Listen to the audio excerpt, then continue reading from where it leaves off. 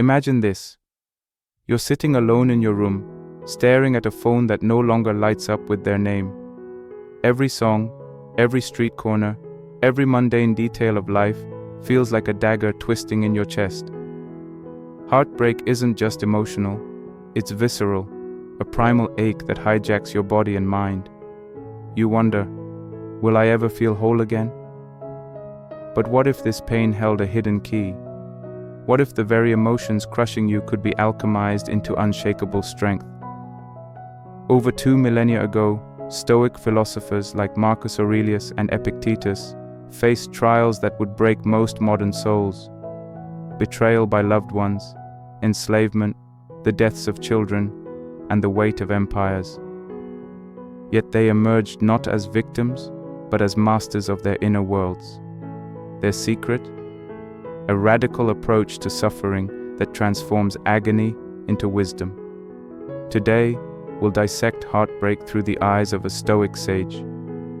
You'll learn not just to survive this pain, but to weaponize it, to forge a version of yourself that no storm can destroy. 1. Acknowledge the pain. Let tears flow, but let them flow with purpose. The Stoic path begins with a paradox.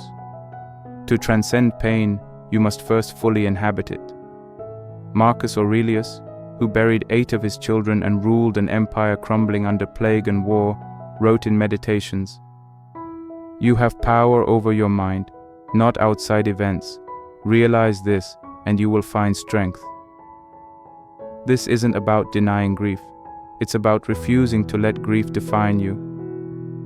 The Stoics divided experience into 2 realms. External events, the breakup, their actions, the past, uncontrollable. Internal judgments, your story about what it means, your sovereign domain. Historical example, when Epictetus, born a slave, had his leg deliberately shattered by his owner, he responded not with rage, but with detachment. If you seek truth, you will not be angry if someone points out you're wrong. Apply this to life. His broken body didn't break his spirit.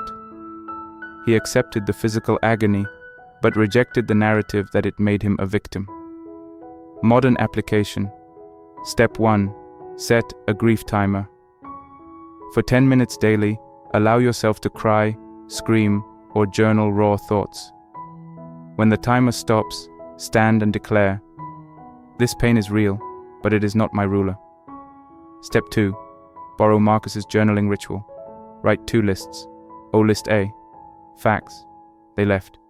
We spoke for the last time. O list B. Stories. I'm unlovable. Life is meaningless now. Burn list B. Literally. Fire mirrors the Stoic truth. Stories are illusions we feed or let die. Quote to anchor, "The world is nothing but change. Life is opinion." Marcus Aurelius. 2. What's mine and what isn't? Building the Stoic firewall. Heartbreak's torment often stems from obsessive loops. Why didn't they choose me? What could I have changed? Stoicism smashes this cycle with a ruthless question. What is truly yours to control? Epictetus's Enchiridion begins with a boundary. Some things are up to us, and some are not.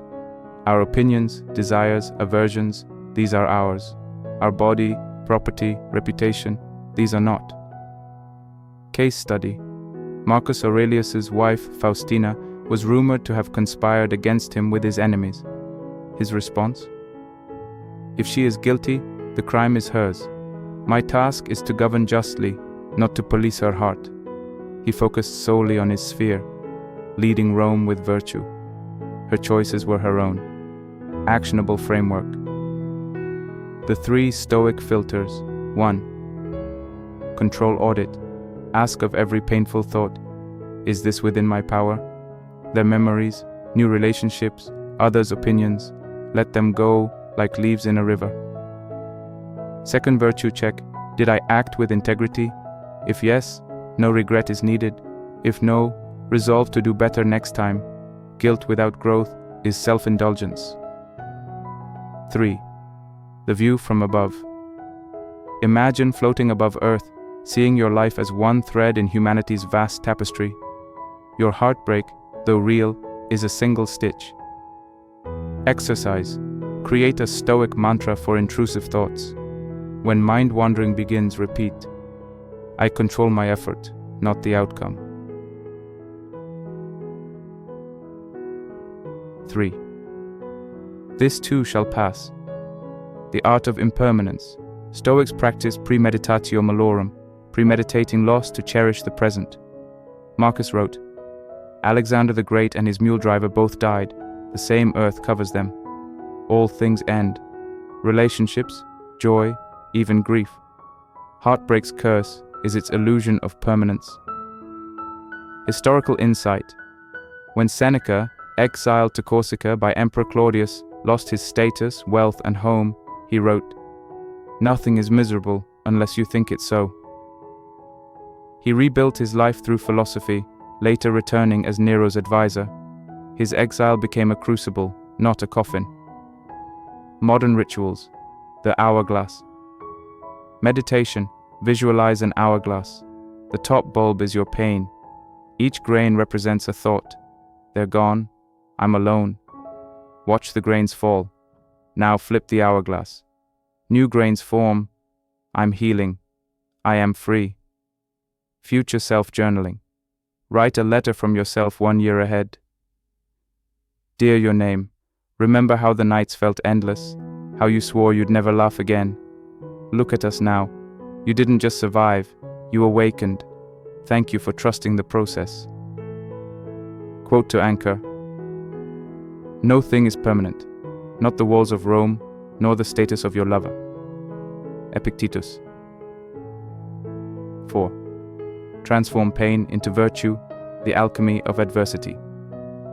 Stoics didn't just endure suffering, they mined it for wisdom. Heartbreak is a masterclass in their 4 cardinal virtues. 1. Wisdom. What did this teach me? Did I lose myself in the relationship? Were my boundaries porous? 2. Courage. Can I face solitude without fear? Eat alone at a cafe, take a solo hike, prove your wholeness. 3. Justice. Will I choose kindness, even toward those who hurt me? Not for them, but for your peace. Resentment is a poison you drink yourself. 4. Temperance. Can I grieve without excess?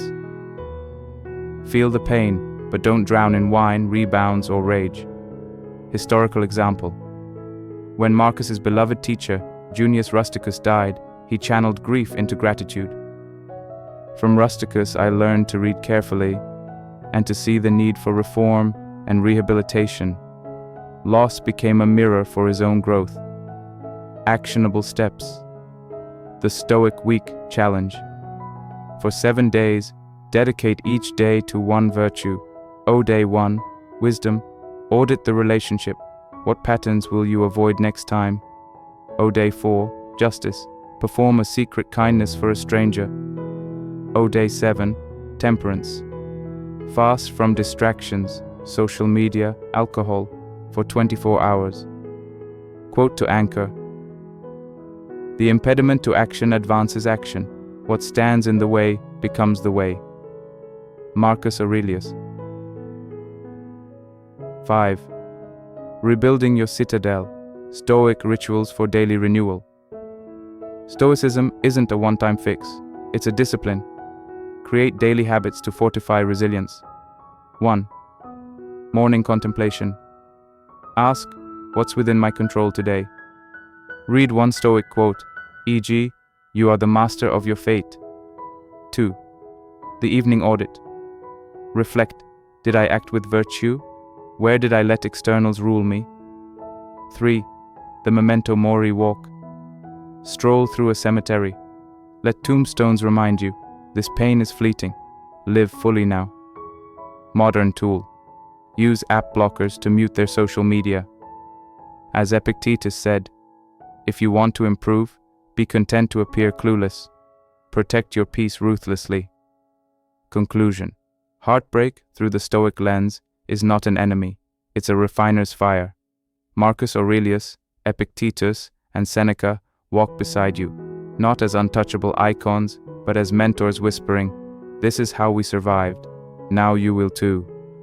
As you rebuild, remember, your tears are valid, but they are not your identity. Your past is a teacher, not a warden. Your heart is not broken, it's being rewoven into something unbreakable. In the words of Marcus, the soul becomes dyed with the color of its thoughts. Choose to dye yours with resilience, grace, and the quiet certainty that no storm lasts forever.